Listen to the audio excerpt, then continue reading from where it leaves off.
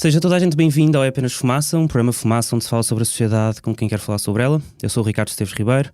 Hoje temos como convidado Ori Givati, porta-voz e responsável pelas relações internacionais da Breaking the Silence, uma organização sem fins lucrativos de ex-militares israelitas que partilham testemunhos de como a ocupação na Palestina é praticada. Esta entrevista vai ser feita em inglês. Welcome to Fumaça, Ori. Thank you. Thank you for inviting me. I want to start by playing a video recorded this month in Jerusalem. In the footage, we can see Palestinian musician Mariam Afifi being arrested by the IDF, the Israeli Defense Forces, and questioning one of the soldiers. What did I do? Just defending a girl who was being beaten? That's why I'm arrested now? Defending people that are going to be kicked out of their houses? How do you feel? No, I know that you're a human and maybe you have a family, you have kids. Do you want your kids to grow up and to grow old defending their own side, defending the oppressors?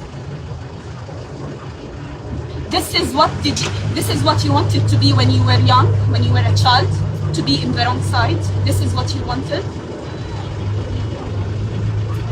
When you were a child, dreaming to grow up and having big dreams, this is what you wanted?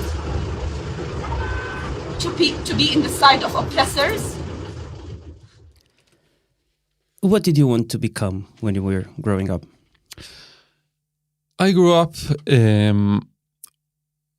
to this concept that the most important thing I will do with my life and the best thing that I can do with myself when I turn 18 is to become a combat soldier in the Israeli army. And this is what our entire system directs us to do. So it comes from our education system, it comes from our media, it comes from our families. We grow up to believe that what we do in the Israeli army is pure and is the best thing that we can do with ourselves. I always wanted to become a combat soldier because I wanted to protect my country and to protect my family and to protect my friends and to get under there is a saying in Hebrew, להיכנס מתחת לאלונקה, meaning get under the injured, this thing that you carry injured people with and join the struggle and protect the people who will protect me, who protected me, and protect the people who will protect me after I finish the army. And I never doubted this question. I never knew, for example, I never learned in history class, that since 1967 we've been occupying millions of people with our military. When we study about the 6-Day War in history class, we study it as the best thing that ever happened in Israel, as something that we should be proud of. We don't learn the next thing. The fact that since that war, millions of Palestinians are under our military dictatorship.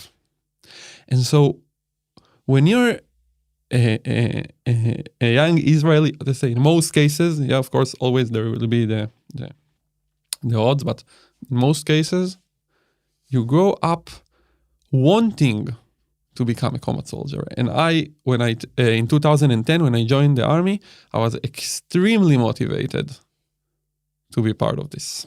Before that, for 22 days between December 2008 and January 2009, so probably maybe a year and a few months before you joined the army, Israel bombarded the Gaza Strip in one of the biggest massacres of the last decades in Palestine. Over 1,400 Palestinians and 13 Israelis were killed during what Israel called the Operation Cast Lead. Where were you when this was happening? Actually, I'm happy you're asking this question because during that operation, Cast Lead, this military operation, I was actually studying in Costa Rica, in Central America. I was part of an international program to do high school around the world. And during the Operation Cast Lead, there was a lot of discussion in our school, in our high school, because everyone there were very political and there were people from all over the world. And that was the first time in my life that I heard doubts, that I heard questions about the way about our military conduct in the occupied territories. And there was a big discussion in the school about what's happening in Gaza during the operation. Because you were there, or the discussion just happened? No. Because you were Israeli. There was an organized discussion by the school because they saw all that everyone is asking questions and everyone are super interested, right? So the school itself organized the discussion, okay? And in the discussion, we the Israelis had a moment to speak, and the Palestinian students, which were also in Costa Rica, also had an opportunity to speak. By the way, the Palestinian that I met in Costa Rica, Abed, is the first Palestinian I have ever met in my entire life. Yeah, I've lived 17 years in Israel until that point and never met a Palestinian. Only in Central America I met a Palestinian. Where did you grow up? I grew up in the center of Israel in a village. It's called Kfar Monash. It's around Netanya, north from Tel Aviv. And in the discussion, the Palestinian Abed presented his point of view about what's happening, and it was very emotional, and he was extremely, he was crying because his people were being murdered, murdered. Yeah. And after him, it was our turn to speak. And I remember myself standing there and defending Israel with all of my might. And I said things that you can still hear today when you hear the Israeli hasbara, the Israeli propaganda abroad, talking about Gaza. And I said that everything we are doing there is the necessary minimum to protect our people, and that any other country would act exactly the same.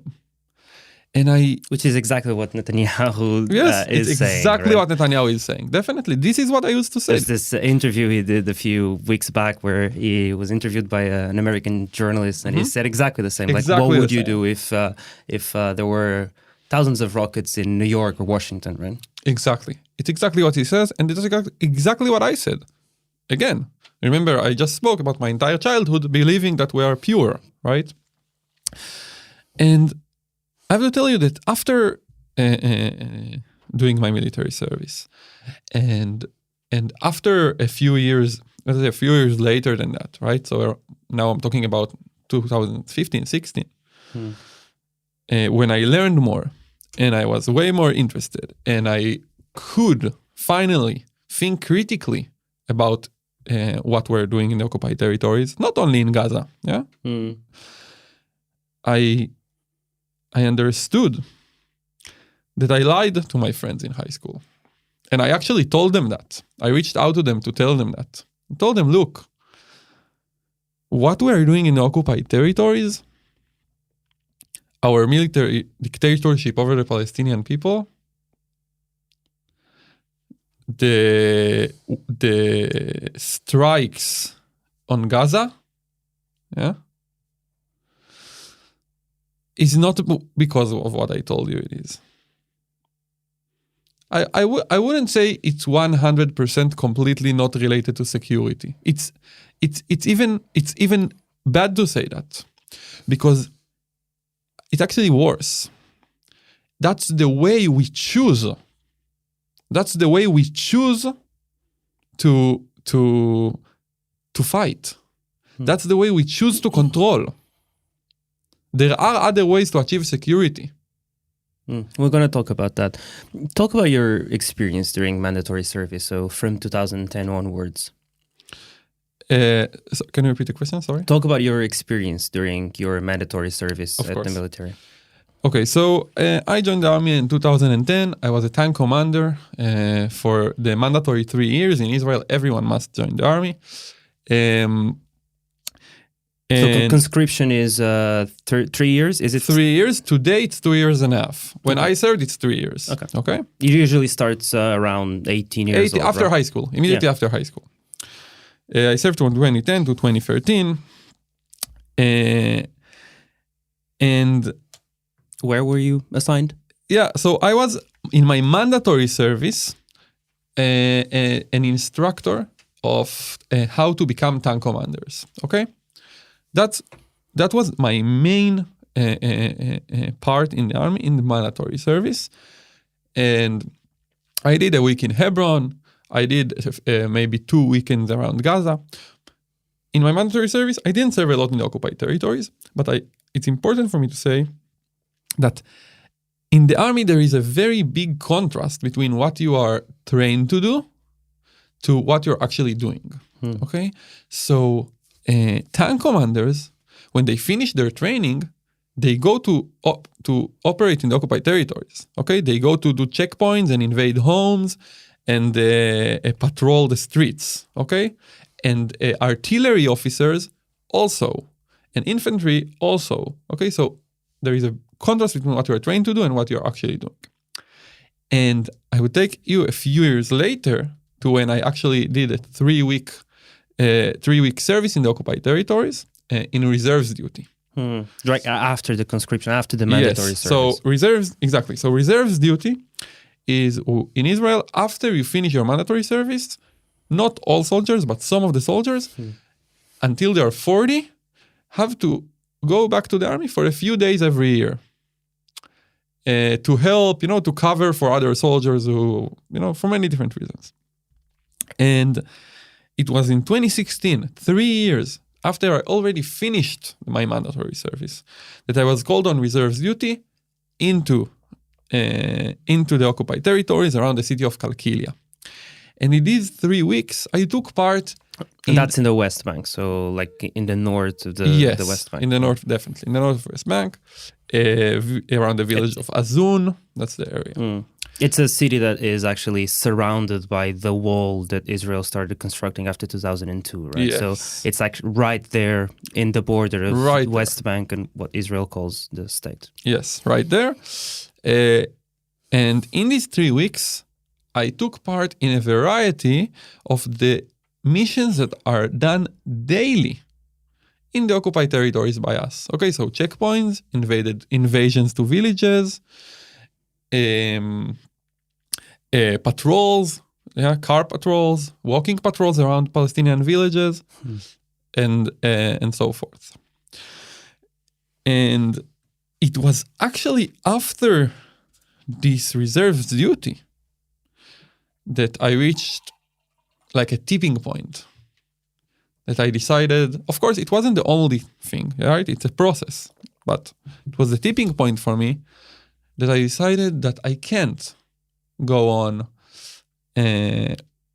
working in agriculture, which that was my job at the time, in the north of Israel, completely ignoring and staying indifferent to our control of the Palestinian people and the way we control them. And not only that I think it's wrong, I also just took part in it. So I have a responsibility. I can't just go on with my life. And of course, it was a long process, but eventually I decided to quit my job in agriculture and join the struggle to end occupation and join Breaking the Silence. But explain what was your mission when you were deployed in Cresci? All right. So the first thing that my commander told me when I arrived to Cresci was our mission in this area is to make all the Palestinians in the area feel like they cannot lift their head up. Okay? Like exactly like that. Exactly like that. I remember it so well. Now, it's important for me to emphasize here. He didn't tell me our mission is to make all the dangerous Palestinians or all the violent Palestinians. He said all of the Palestinians. Our mission in the occupied territories is to make all of the Palestinians feel like they cannot lift their head up. And how do we do it? Exactly doing the different types of missions that I did. And I think it's very important to understand that while sometimes, of course, we see horrifying incidents that are done by soldiers, every single day is horrifying. Every checkpoint, every home invasion is horrifying. What do you mean by home invasion? And what So- do you mean by checkpoint? Like some people, most of the people who listen to this never been to Palestine, don't know what a checkpoint is. Explain what those things are. All right, so I'll start with home invasions, okay? So home invasions are done around, in our latest study, which we published with two other organizations a few months ago, 267 times a month, okay? Only for searches and arrests by the Israeli military. Now, what is a home invasion? Home invasion is with a group of fully armed soldiers, weapons, grenades, uniforms, a group of, let's say, between 5 to 10 soldiers, usually, sometimes more, sometimes less, invade a Palestinian home, and then, from that point, we have a variety of different types of invasions, okay?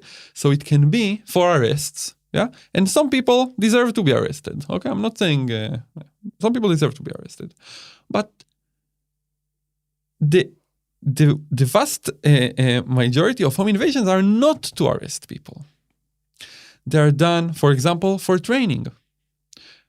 A new unit comes to serve in the occupied territories, and the first arrest that they will do, they will invade a Palestinian home, again, fully armed, in the middle of the night, arrest one of the people from the home, usually the father or the older brother, and after a few minutes, after a few hours, we'll bring him back home.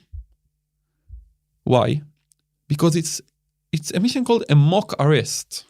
We are arresting someone that we know for sure that is innocent. And we do it because maybe the next day we will have someone who is more dangerous. So we need to practice. So you're using Palestinians as a means for your training. Definitely. Now, maybe we can elaborate that later, but trainings happens in other circumstances, not only home invasions. But I want to give one other example of home invasion. Another type of home invasion is called mappings. Okay, a group of soldiers invade a Palestinian home, again, middle of the night, fully armed. One soldier draws the way the home looks like. Okay, so how many windows, how many doors, how many rooms. Another soldier usually takes pictures of the family members. Okay, so put them one by one next to the wall, takes their pictures, and that's it. That's the mission. Again, in mappings, we check before we enter that there are no Palestinians in that home. That there are no violent Palestinians. We check that there are innocent, because the mission is not to arrest. We don't want to face trouble. So you make sure they're not guilty of anything. Exactly. Yeah. Now, what's the justification by the military for this? Intelligence. Okay. We need to know how all the homes in the occupied territories looks like. Okay. But now I want to take you to our testimonies in breaking the silence. Yeah. And we have a testimony of a soldier that comes back home after a few mapping missions that he did. And he does the laundry, and he finds all the drawings of the homes in his pockets. Or another testimony of a soldier that took pictures of the family members, and he asked his commander, what should I do with all these pictures? And his commander said, we don't really need the pictures. Yeah. Now, these are just two examples. Yeah? We have other examples like turning a home into a military post. Yeah? But I want to take us back for a second what I said that my mission was. Make all the Palestinians feel like they cannot lift their head up, right? How can we do that? One of the ways to do it is that every Palestinian, not only the people who know they did maybe something that they shouldn't have, according to Israel, or wrote a post in Facebook against the occupation. Even the most indifferent, silent, peaceful Palestinian, that didn't participate in anything, even his home can be invaded in the middle of the night. And that's how we control the Palestinians. In other units, this mission is called, this task, is called make all the Palestinians feel like they're always being chased. Yeah, make Palestinians feel like someone is watching over their shoulder. It comes in different terms in every different unit and different times. But always said like so bluntly like that? Yes, it's important to clarify. What I'm saying here is not my words. It's not Ori the activist words. These are military aims, military goals that are written on paper. Okay? Yeah. So explain the checkpoints. Okay, so most people think that checkpoints are only between the west side of the Green Line and the east side of the Green Line. Okay? So only between Israel and the occupied territories. Israel proper and the occupied territories, yeah? Between the border, you mean? Like between even like the wall, right? Yeah, exactly. Fact is that most checkpoints are not those checkpoints, are not to and maybe check. to explain it further, the checkpoint would be something like as in Portuguese we would call like the operação stop, right? We would have to, like, cars would have to stop, be searched or not, like sometimes be searched, sometimes not, in order to move ahead and move further in exactly. So you can see it in many times between countries, right, and things like that. But most checkpoints are not those. Most checkpoints in the West Bank today are flying checkpoints, we call them, random checkpoints, okay? So in every car, every military patrol vehicle, there is a box that contains like the tools to open a checkpoint wherever you want, okay? What's the name of that car? In Hebrew, it's called David, like David. What's the meaning of that? David is a figure from the Bible. I'm not a Bible expert, but he's one of the kings of Israel in the Bible. No. Anyway,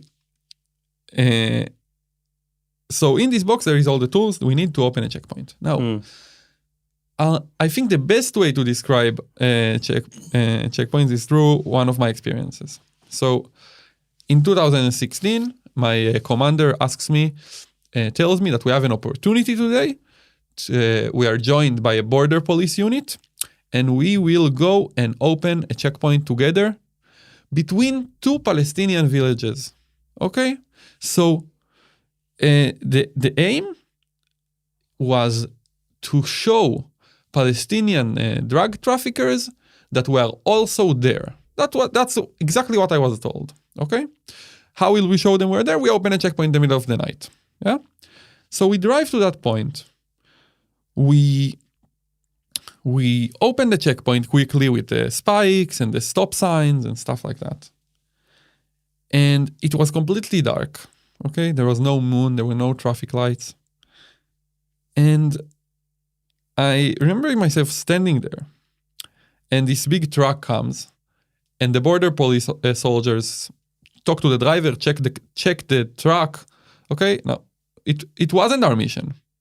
We were not told, look, we're looking for this ID of this dangerous Palestinian.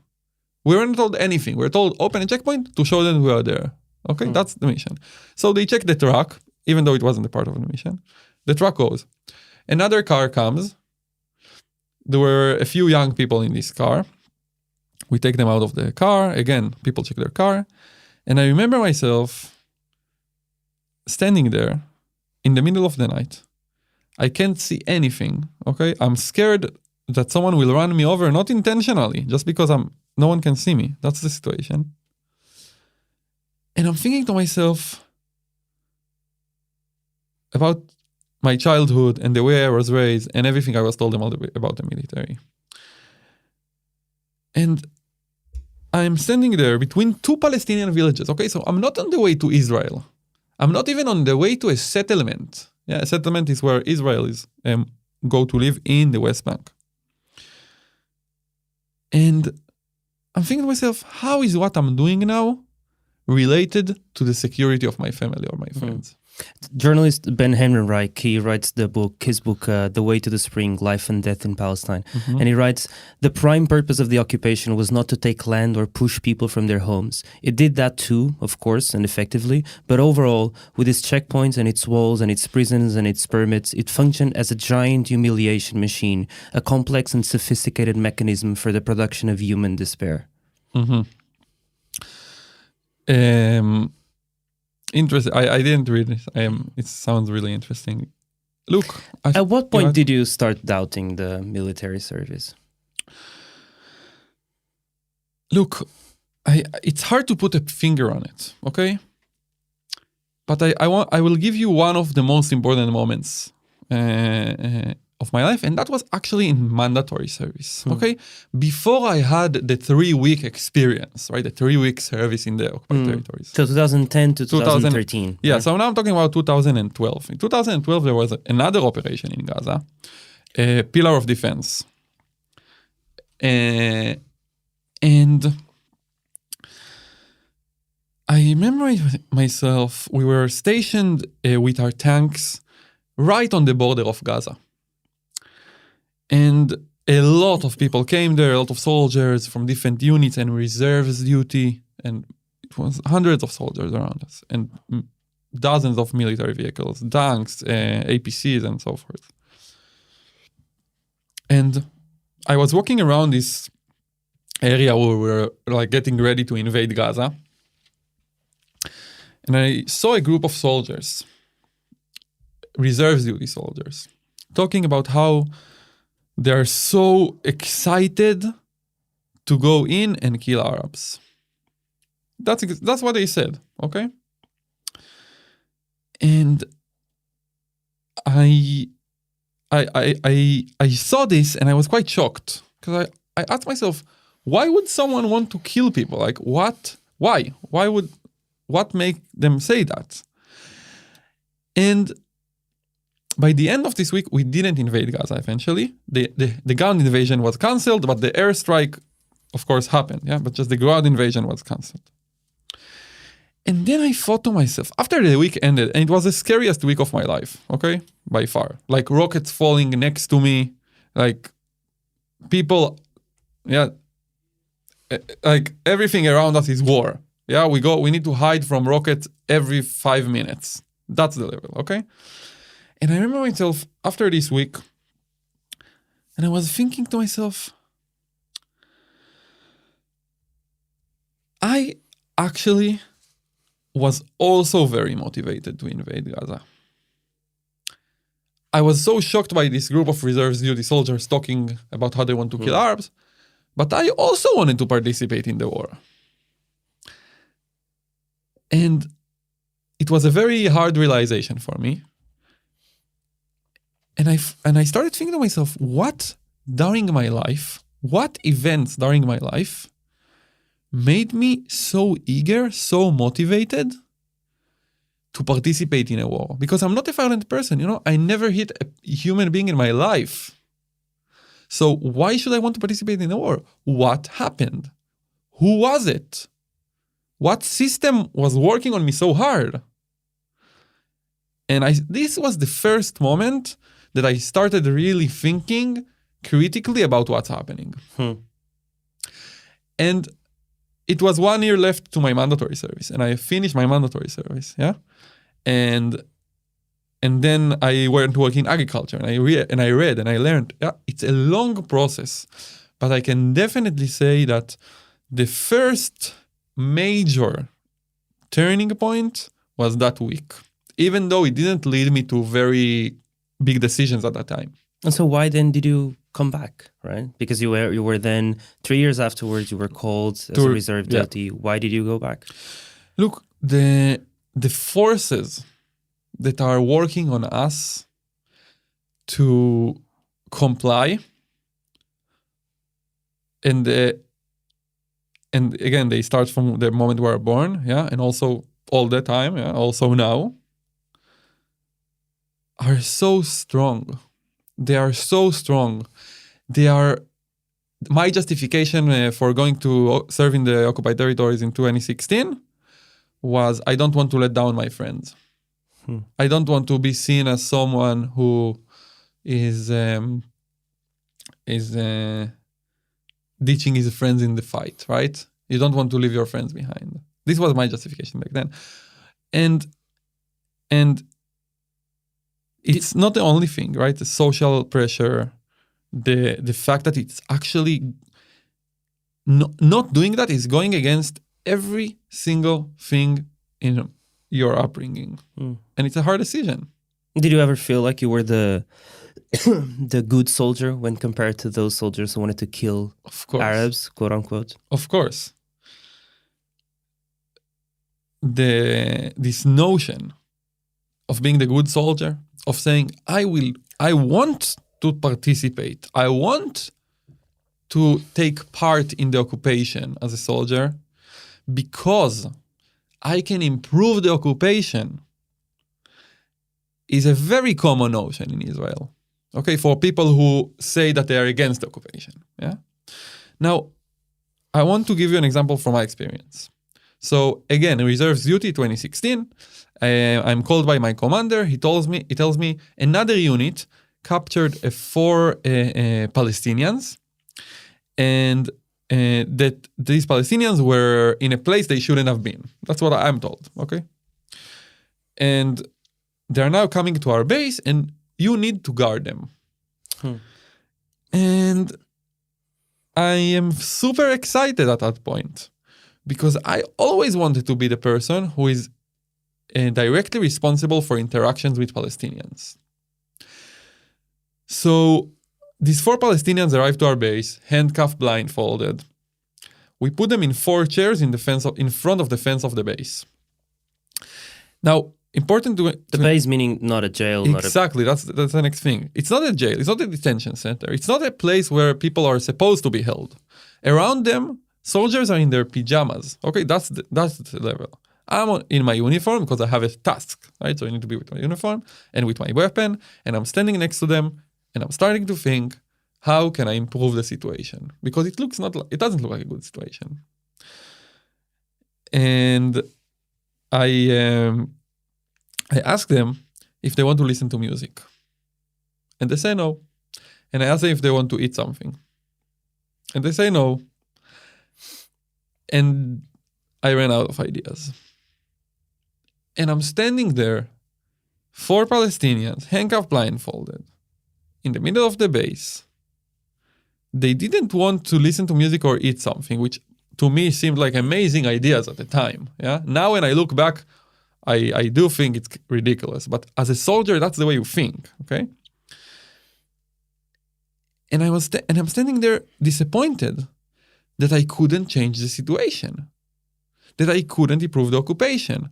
And what is the difference? What is the real difference? I'm asking myself, what is the real difference between me, who has the best intentions? Yeah, I want to make the occupation moral. I don't want to be violent and so forth. What is the difference between me and the most violent soldier in my unit? That I always look at him and he say, "Oh, this guy is so racist. I don't want to be him," right? And yes, maybe he would be a bit more, but it doesn't change the situation. And I think the best way to clarify this is to take us to a harsher example. Okay, so for example, we talk about training. Yeah, a group of soldiers invade in the middle of the night to invade a home to arrest someone for training. The mock arrest you were talking about. The mock arrest. What does it matter if this group of soldiers, even all of them, yeah, all of this group of soldiers want to improve the occupation and be the good soldier, yeah? They will still invade this family's home in the middle of the night, fully armed, to arrest someone for training, yeah? So they will be a little bit more nicer to the children. They still woke them up, fully armed. Doesn't matter. We have testimony from a soldier that participated in many arrests, okay? And he said how in the first arrest that he did, he came with candy in his pockets. And he handed out the candy to the kids in the homes they invaded. And he says how in the first arrest he did that. In the second arrest he did it. But by the 5th arrest, he stopped doing it. And his quote is, the way he described this is, I'm giving kids candy, but I'm taking away their father. How did you get to know breaking the silence? So after my reserves duty, at the time in 2016, it was one of the most hard, let's say, attacks on breaking the silence. Okay, so the Prime Minister Netanyahu accused breaking the silence that they need to be checked if they are spies, and other ministers, and breaking the silence is under a very heavy attack. Okay, Yeah. I see this. Yeah, former defense minister and chief of staff of the Israeli Defense Forces, Moshe Alon, said it became clear that this is an organization operating with malicious motives. Right? Exactly. And then also the former minister of finance and head of the Yesh Atid party said the breaking the silence had, quote, crossed the red line between criticisms and subversion. Also, there was a few members of the Israeli parliament, the Knesset, that tried to outlaw the organization with a law. Yeah. Obviously, didn't happen. And Prime Minister Benjamin Netanyahu said that the breaking the silence lies and slanders our soldiers internationally. Right. So there's multiple representatives that have voiced opposition to breaking the silence, especially during that time. Right. Yes, exactly. By the way, it still goes on, okay? It was special in that time. It was a massive attack, but it still goes on until today. Only recently, before the last elections, we were again attacked by right-wing politicians, okay? It's part of our day-to-day life today. Anyway, I finished this reserve duty. I hear all these politicians that I already don't like at that point of my life, yeah? And I go and check what is breaking the silence. Yeah, I didn't really know. Maybe I heard the name a few times before, but I didn't really know. And I read testimonies of soldiers who did a checkpoint like I did, yeah, who were in charge of Palestinian detainees like I did, who invaded homes, who invaded villages, who did patrols, who did all the same things that I just did. So I know that they are not lying because I just did it. And I see these attacks by these politicians that promote, seriously, 100% of what these people promote is against my values. And against, I think, any person's values who believes in democracy and equality and human rights. And I said to myself, okay, if they are attacking breaking the silence so hard, maybe that will be a good way for me to contribute. Because at that moment, I already decided that I want to work against occupation. And how will I work against occupation? If I already did it, I already took an active part in it, I need to take responsibility. How can I take responsibility? I will start speaking about the things that I did. Did you immediately tell your story to Breaking the Silence once you joined? No, but the reason for this, actually, it's a good thing to talk about the reason for why not, because it took me time to really understand that in these 3 weeks, I participated in so many types of missions that people have no idea that are happening, like the random checkpoint or like the Palestinian detainees and so forth. Okay, so, and it's something that happens a lot with our testifiers. I was a researcher in Breaking the Silence in the first 2.5 years of my work. Okay, I interviewed over 120 soldiers who served in the occupied territories. And many of them, in the first moment we talk, say, I don't have anything to tell you. Yes, I serve in occupied territories. Yes, I support Breaking the Silence, but I don't have anything interesting to tell you. And I learned also about myself that it's usually not true. Because once you stood in a checkpoint, you have a story about how the occupation works. Once you invaded one home, you have a story about how the occupation works. And that's why, also to me, it took time to understand that I actually do have testimonies.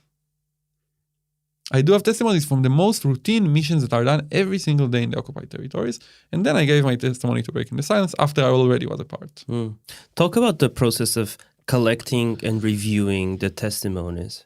Okay, so as I said, this was my job for 2.5 years. And this is the process. First, we find the testifiers, okay? So, of course, soldiers keep serving in occupied territories all the time. And by the way, the testimony collection project is the main work of our organization until today, yeah? Didn't change one bit. So, we find the soldiers who want to give their testimonies, yeah? We do it because we try to be as accessible as possible. We go and stand in public locations, we participate in different events, we operate social media. We do everything in order to be accessible for these people. The second step is talking. And 100% of our testimonies are collected by an interview like me and you are doing now, recorded. Yeah, we know all of our testifiers, and we meet them at least one time. Sometimes we do 7 meetings, yeah, if needed, at least one time. And we do the interview. And in the interview, we talk about the service from the moment it started till the moment it ended, including everything. Nothing should be left out. Of course, only about the occupied territories. Okay, so West Bank and Gaza. We don't collect testimonies from operations in, Lebanon, Syria, like the Lebanon border, Syrian border, and Jordan and Egypt. Okay. Only West Bank and Gaza. So, yeah, we talk about the service. The testifier shares his experiences, of course, what they want to share, what is important for them. We finish the interview, and then we take it to a process of publishing. Okay, so what does this include? We transcribe the interview. We don't edit it. We simply cut out the stories, right? So we will not publish a 2-hour interview as one piece. So we cut different testimonies, like the time I did the checkpoint and so forth, cut. This time I invaded his home, cut. Okay? But we don't edit the testimonies, and we publish them exactly in the words the soldiers used. Okay? The testifiers used. It's important for us because our job is to bring the voice of the former soldiers that want to speak out against the occupation, how they want to do it, not how we want to do it. After we cut them out, they go through the process of verification. And we have a very hard, very strict process of verification. So you fact check all we the stories? We fact check 100% of the stories, the testimonies.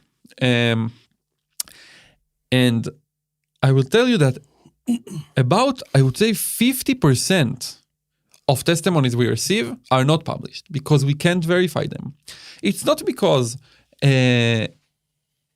usually, it's not because someone came to lie in our faces. It's because we couldn't verify them. And our responsibility is to publish only the things we can stand behind. And that's why we have a very strict process, and we publish only the things that we verified.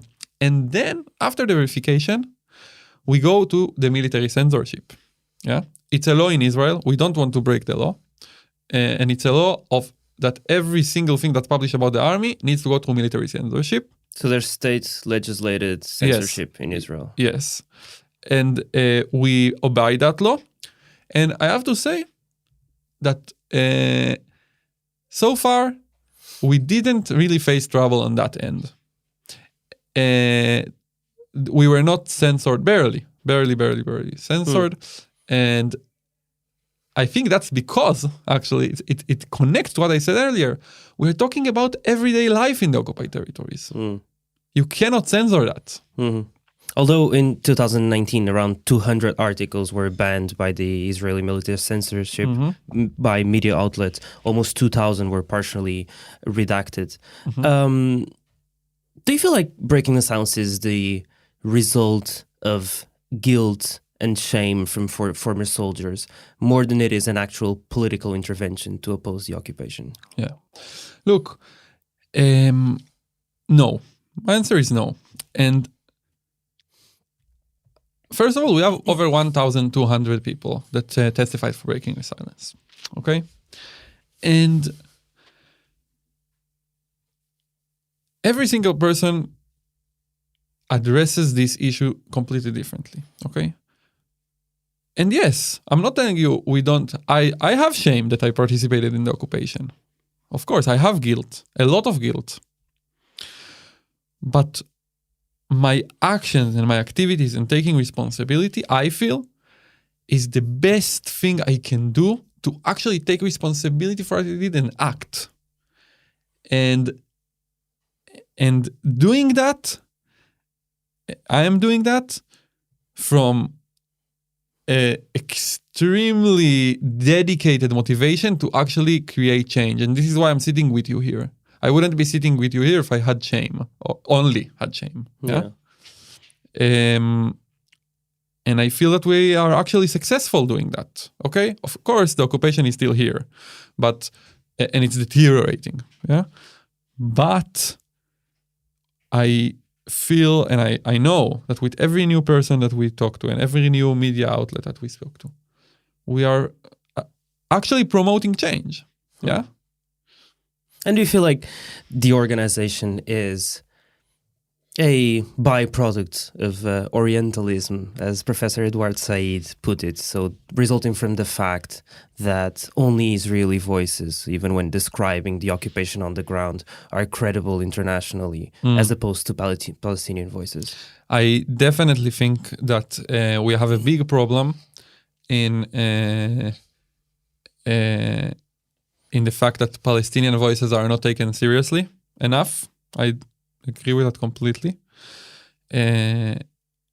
I think that, look, in our work, I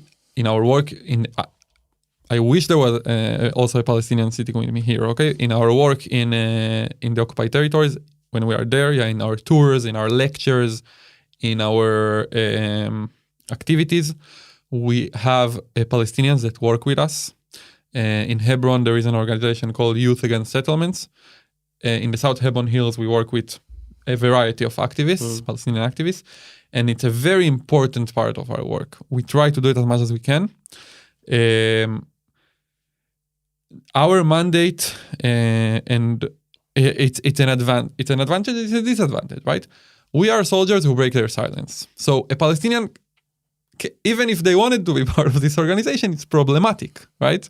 For them, I don't think any Palestinian will want to be a part of us, right? And I completely understand it. And that's why we're trying to create the bonds. And I have to tell you that in recent years, we created extremely strong bonds with Palestinian activists in the occupied territories. And it's one of the things that fills me personally with hope. And we try to help making their voices heard. But I agree with the criticism. It's a problem. Definitely. It reads on the About Us section of your website, and I'm quoting, "Our work aims to bring an end to the occupation." What does occupation mean to breaking the silence? Okay. So occupation is the current status of the West Bank and Gaza. Yeah, 1967, we conquered West Bank, Gaza, Golan Heights, Egypt, right? Egypt, Golan Heights, it's a different story. We'll not dig into it now. East Jerusalem was annexed, okay? And the West Bank and Gaza, since that moment, are under a military rule. That's a fact, right? Because the military commander of the occupied territories can tomorrow morning wake up, decide, okay, I want the law to be everyone must wear green shirts. He signs the paper, that's the law. And that's the situation in those territories, right? The soldiers... And so breaking the silence doesn't feel like what Israel calls its state is an occupation by itself. Doesn't feel like Haifa is being occupied and Tel Aviv is being occupied, and that the occupation actually started before 1948. Okay. Look, we definitely think that we have to be extremely critical, and the problems in the 48 zone, right? The the west side of the Green Line, however you want to call it, Israel, Palestine, the land, Because probably if you ask, most Palestinians would say that the occupation Definitely. started in 48 and not in 67. Definitely, definitely. I understand it. But it's still important to make the distinction, because I'm not saying there isn't a big, gigantic problem in those areas. Definitely. Terrible discrimination and racism and police brutality. And really, no question. But the Israeli military is not the ruler in those areas. The military there isn't a military commander to the 48 zone. Okay? And that's why it's important to make the distinction, because we want to be also factual. Right? So, yes, definitely, there is a big problem in the 48 zone. But it's not, not a problem that breaking the silence addresses. It's not a military occupation. And that's why in our mandate, I didn't serve there. Yeah? I understand that, but what I'm asking is, do you believe that what happened in around the years of 1948, that is known by Palestinians as the Nakba, the catastrophe that basically led to the exile of around 800,000 people, was that an occupation? It's hard for me to understand the question. So I do believe everything you said. Yeah? I'm asking, is the state of Israel founded under an occupation in 1948? Was what happened in 1948 an occupation? I think the term, I think we agree, but the term is wrong, because it's not a military occupation. It's a different way of ruling, right? So yes. But there was a military industry, there was a military institution in 1948, and there was a military rule with the Haganah, and so there was a project in 1948. What I'm asking is, so for example, multiple people, even for example, Israeli historian Ilan Pape writes in his book, The Ethnic Cleansing of Palestine, on a cold Wednesday afternoon, 10 of March of 1948, a group of 11 men, veteran Zionist leaders, together with the young military Jewish officers, put the final touches on a plan for the ethnic cleansing of Palestine. That same evening, military orders were dispatched to units on the ground to prepare for the systematic expulsion of Palestinians from the vast areas of the country. The orders came with a detailed description of the methods to be employed to forcibly evict the people, large-scale intimidation, laying siege to and bombarding villages and population centers, setting fire to homes, properties and goods, expulsion, demolition, and finally planting mines in the rubble to prevent any of the expelled inhabitants from returning. Is this a military occupation in 1948? Is this what Ilan Pape is describing an occupation? I agree with you. Okay, it's a military rule. I'm not stating any opinion. I'm just asking you. No, I know.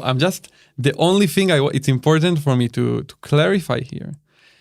This is a military war. Okay, it's a war. It's when we use terrible practices to push Palestinians away from their homes in 1948, the Nakba, 700,000 Palestinian refugees. Terrible. But the only thing that is important to clarify is that after that, there wasn't a military rule. So I will correct. Yeah, there was a military rule on the Palestinian villages in Israel until 1966, right? But it wasn't a military occupation, just the term, because there wasn't, after the war, a military commander of Israel, right? There was military rule of the Palestinian villages.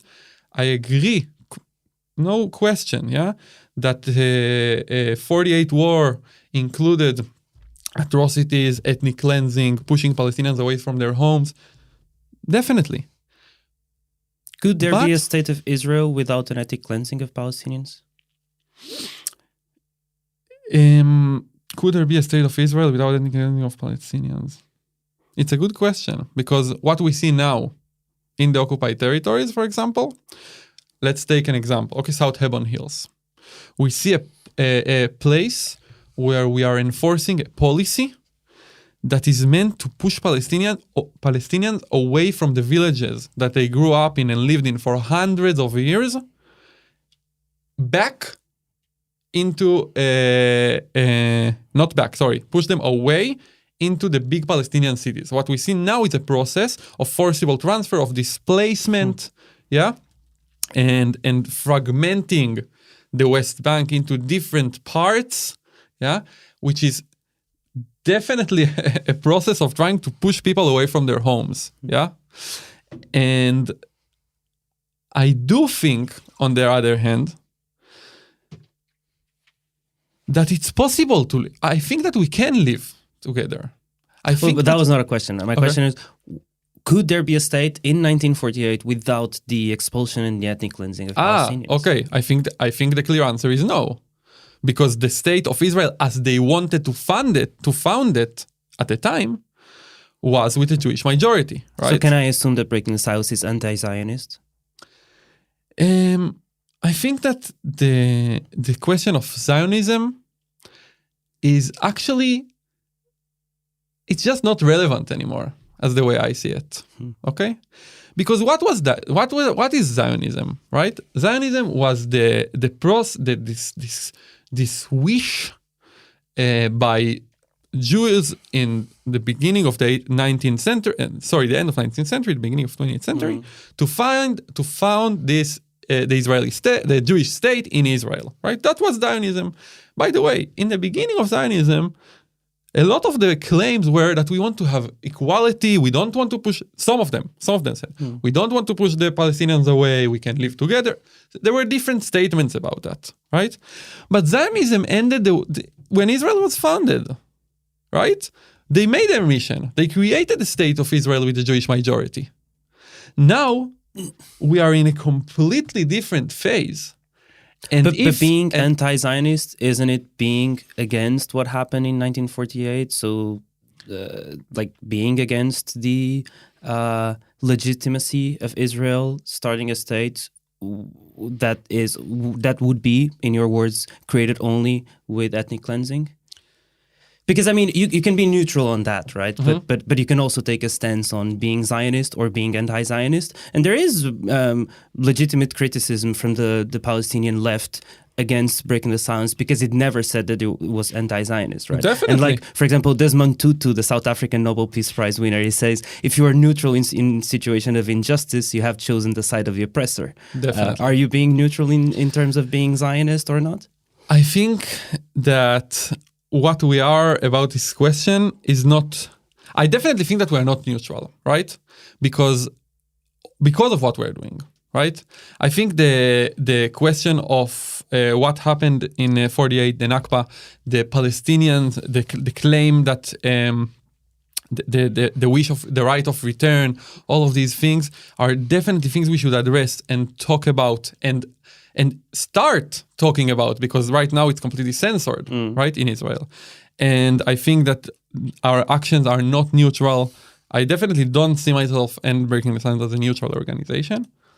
I do think that the question of are you anti-Zionist or are you Zionist is not part of this current situation.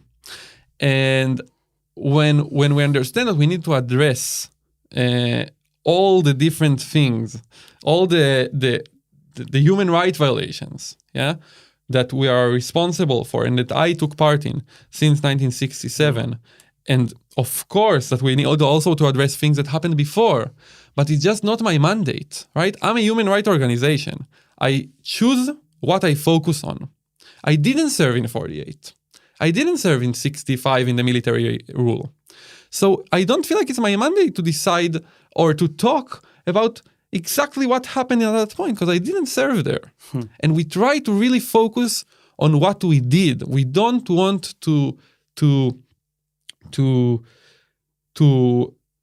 reach out of our mandate. I'm not. But you say in your about us that our work aims to bring an end to an occupation. So we need to also talk about what occupation actually means, right? And so you can say that, well, occupation means only as you also use the term occupied territories being Gaza and the West Bank. And you can say, let's just remove all our military from those occupied territories as you described it. And that's it. But it can also mean, let's give the right to return to all the Palestinians that left Haifa or left Tel Aviv.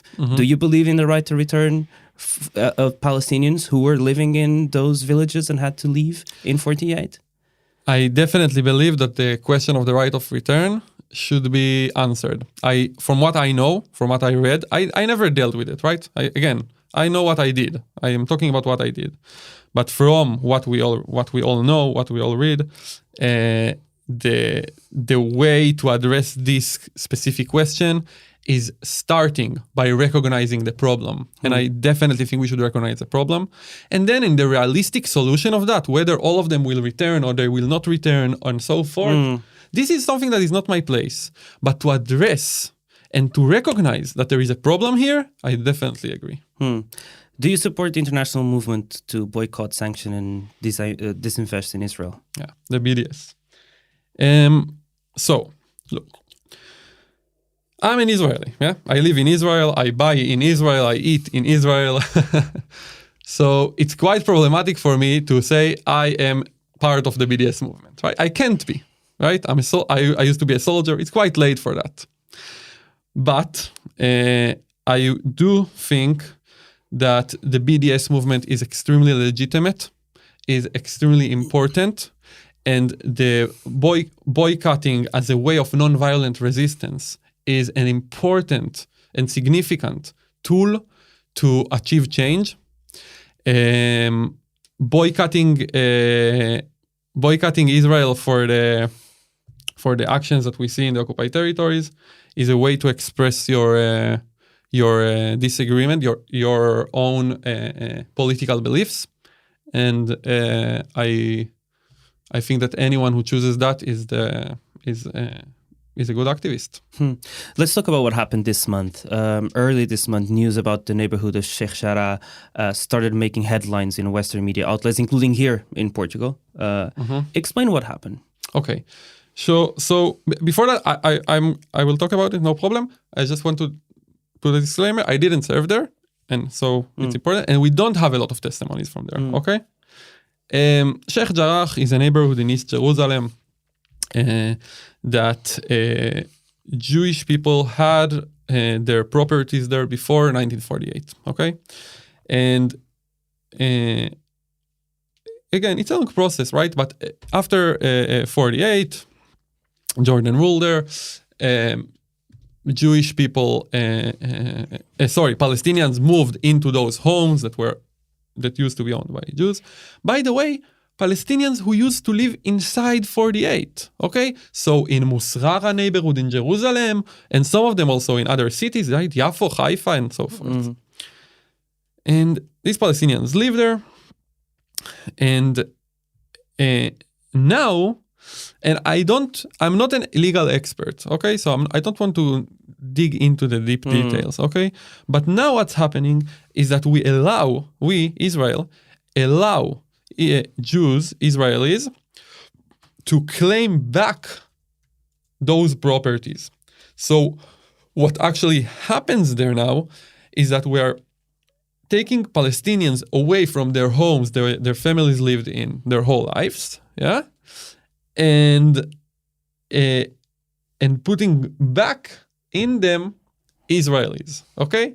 Now, the worst part of the story is that the law is discriminatory because it allows Israelis to go back living in these homes, but it doesn't allow the Palestinians that actually live in these homes that have properties inside the 48 lines to claim their homes back.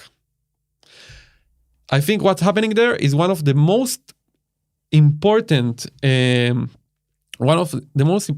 examples of the way we choose to operate as a country. I think it's a shame, it's shameful, I don't have words to describe what I feel about this. But I also want to add that Sheikh Jarrah is a very, let's say, known case. But displacement and home demolitions and land theft happens all over the occupied territories. Okay, we see it in let's say Khums al-Fuka, a community in the Jordan Valley, that all of their homes were demolished using the military. Yeah, We can see it in home demolition in South Hebron Hills, one of the most important cases to talk about now because we're approaching a court verdict about this case, okay? In firing zone 918. In Jinba. Yeah, in Jinba and 12 villages, not only Jinba. In firing zone 918, where we use the claim of firing zone to justify evictions from homes and home demolitions, okay? When the reality for a Palestinian living in the West Bank is that in Area C specifically, okay, it's a bit different in Area A and B, but Area C. Yeah, it would be a long time to explain what Area A, B, and C, but there's a series called Palestina, Histórias de País Ocupado, where we explain all of that, so if you want to know more, go listen to that. Yeah, so a Palestinian in Area C, when... actually, let's give an example. I'm a Palestinian in Area C, okay? I want to build a home. I need to ask permission from the planning committee. Okay, in every place in the world there is a planning committee. But the planning committee in Area C is in the civil administration. Okay, the civil administration is part of the army. Who is sitting in that committee? Soldiers and settlers who work for the civil administration. So if I'm a Palestinian and I want to build a home in Area C, I need to ask permission to build my home from settlers and soldiers. There aren't Palestinian representatives in this committee. It's a discriminatory committee.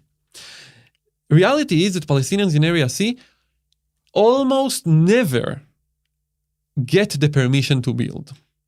What happens when you don't get the permission to build? You build, right? Because you have kids and you need your family is growing. You need to build something. So you build without permission. What happens when you build without permission? You get a demolition order on your home from the authorities, right? Because you didn't ask you didn't get permission, so you build illegally, right? That will be the claim by Israel. And then we see a reality with hundreds of home demolitions every year in different places from different excuses. One time it can be a firing zone. One time it can be you didn't have permission. One time it can be you build in an archaeological site, the village of Susia, Palestinian village of Susia. So I'm saying all of this that because we have to understand, and I always fear this. I'm always scared from this, that some specific cases are on the news. But we forget that every day there is displacement. Every day there is forcible transfer, and every day there is home demolitions. So I hope that everyone who knows about Sheikh Jarrah will not stop there. We'll actually learn more and see the reality that we, Israel, are responsible for. This month, we've witnessed another massacre in Gaza. Israeli airstrike killed 232 Palestinians, including 65 children. Thousands were wounded. 12 Israelis were killed by rockets fired by Hamas. Hundreds were injured. Israel also attacked healthcare facilities, including hospitals and the only coronavirus testing center operating in Gaza. 11 days after the beginning of the massacre, Hamas and the Israeli government declared a ceasefire. Is this ceasefire a victory for anybody? Not at all. I just came from Israel, and I was your flight was moved like a week? Yeah, my flight was actually cancelled. I was hiding from rockets, shot by Hamas at my home in Tel Aviv. Yeah, that was the reality for a week. And of course, I'm happy that there is a ceasefire. It's always good that the fire will not be shot at anyone, yeah? But it's not a victory. Because what we did in Gaza in the last 12 days is, and by the way, in general, what we're doing in Gaza and the way we rule and control Gaza in the last, let's say, since the disengagement, 2005, not only, but it grew way harsher since that time. Meaning when the military came out of the... Not the military. We took out all the settlements. Yeah, right? exactly. The military still operates. Exactly, yeah. I think it's one of the worst... I don't want to give grades, yeah? But for me personally, I can say it's devastating. Because this is one of the clearest ways to see that it's impossible to be the good occupier. Yeah.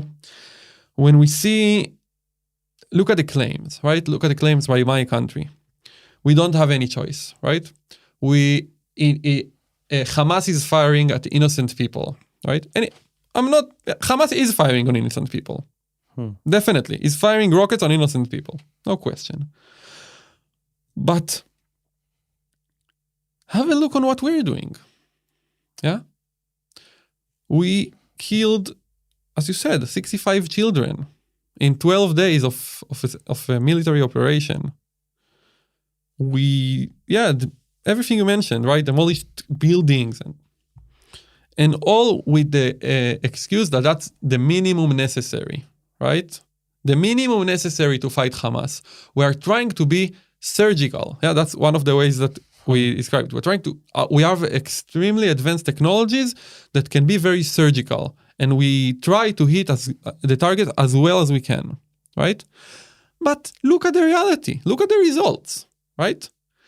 And then let's look back on our testimonies, experiences as soldiers. For example, artillery. Yeah, artillery, which we used in this operation. What does that mean? Artillery is like it looks like a tank. It shoots kind of rockets, missiles, shells. Yeah, it's called shells. Probably it should be called to a long distance. So it's not like a tank when you shoot directly. It shoots, but it's a ballistical route. Okay, so it goes up and down, and it inflicts a lot of damage. Okay, it weighs a lot. It weighs like sometimes for a lot of kilos. Okay, I don't want to say something I don't know. Anyway, when we practice using artillery in training, okay, when soldiers practice using artillery in training, we talk about large, gigantic areas that we make sure that no one is there, right? To not harm anyone that shouldn't be harmed. When we look at the operation in Gaza, yeah, and I'm talking, I don't have testimonies yet from this one, okay? But I'm talking about prior experiences, mainly 2014, yeah, Protective Edge. We see that we use artillery to shoot in one of the most densely populated areas in the world, okay? So there is a way to prevent those deaths. And on a broader level, I just don't accept, and I can't accept what we do in Gaza. There isn't an excuse for killing 65 children in 12 days and say, that's the minimum that we had to do. There isn't an excuse for that. Does Israel have the right to defend itself, being an occupier in Gaza? Yes, I think every country has a right to defend itself. I think that every country has a right to defend its citizens. It's the number one commitment of a country to its citizens. Yeah? But we need to ask ourselves, is what we are doing, is it defending ourselves?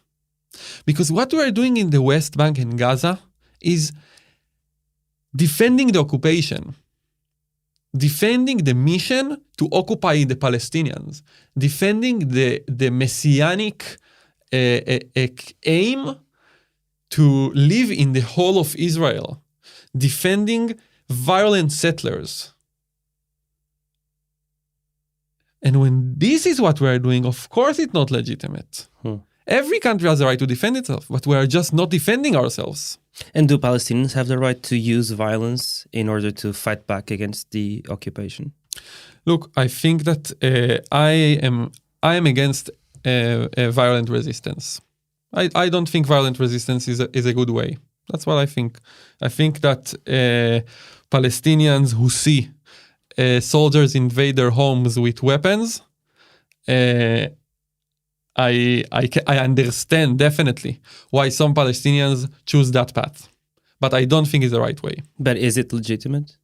I don't think use of violence is legitimate. Well, the United Nations thinks that is legitimate, right? Then an excerpt from the resolution 3743 signed in 82 reads, considering that the denial of the alienation rights of the Palestinian people to self-determination, sovereignty, independence, and return to Palestinian and the repeated acts of aggression by Israel against the peoples of the region constitute a serious threat to international peace and security. And then again, below, the General Assembly reaffirms the legitimacy of the struggle of peoples for independence, territorial integrity, national unity, and liberation from colonial and foreign domination and foreign occupation by all available means, including armed struggle.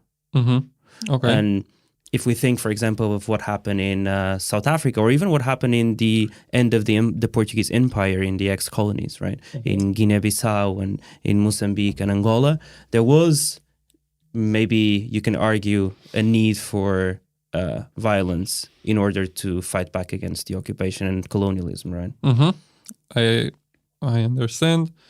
I still think that using violence, and I'm talking about also myself, is not the way to do it. People who are being attacked have the right to defend themselves, okay? But I don't think that the struggle to end what we're seeing in the occupied territories using violence is the way to do it. That's where I stand. There has been what seems to be a never-ending cycle of elections in Israel for the past 2 years. Since April 2019, you've had 4 parliamentary elections, only the third of which actually led to a government being formed, and even then, only for a few months. The latest ones were in this past March. Can Benjamin Netanyahu actually lose his prime ministerial position? It's a good question. I want to say yes, but I don't know. That's the truth. We're now in this process, the political process, and I can definitely say that Netanyahu is one of the worst things that have happened to the state of Israel. Yeah. Of course, the number one issue is always our control of the Palestinians, but not only because of that. Okay. And I want to say that what we see in the current political process, we can see. I can look at it from. Let's give it like 2 perspectives. Okay. So the optimistic perspective is that we have now a good number of parliament members that are against the occupation. Okay, that we can cooperate with. That's the good part. The bad part is that we can see a reality where the next prime minister will be someone who supports our goals, right? So it will be very hard to operate. We are always trying to cooperate with anyone who wants to talk about the occupation. So I think that we're as close as ever to replace Netanyahu. I'm very fearful from the results of that replacement, talking about the occupation, because the likely replacements are not people who will do it any better than him, approach it any better than him. But does the most recent massacre win him support? I think that the most recent war was definitely in his interest. Yeah. In 2018, the Knesset approved the Basic Law, or the nation-state law, which, amongst other things, states that the right to exercise national self-determination in the state of Israel is unique to the Jewish people. Is this the legal codification of apartheid? Okay, so the question of apartheid, I think, is very interesting and extremely important. I want to say that let's look at it from, again, 2 angles. Okay, so what we see in the occupied territories, the policies that are enforced, the policies that we see segregated streets in Hebron, Palestinians are not allowed here and there, 2 different law systems that Palestinians are under the military rule and Israelis and internationals are under the Israeli criminal law. What we see in the occupied territories in the West Bank today, we can definitely see an apartheid regime. Okay?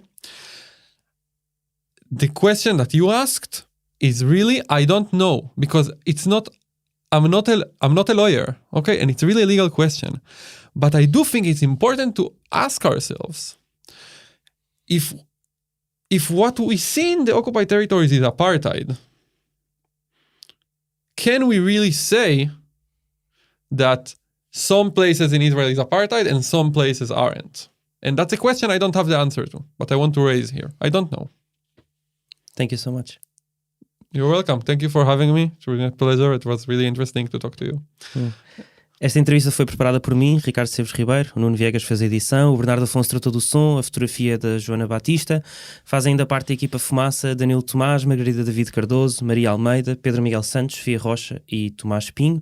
A música é dos Lotus Fever. Houve mais episódios em fumaca.pt ou na tua aplicação de podcast.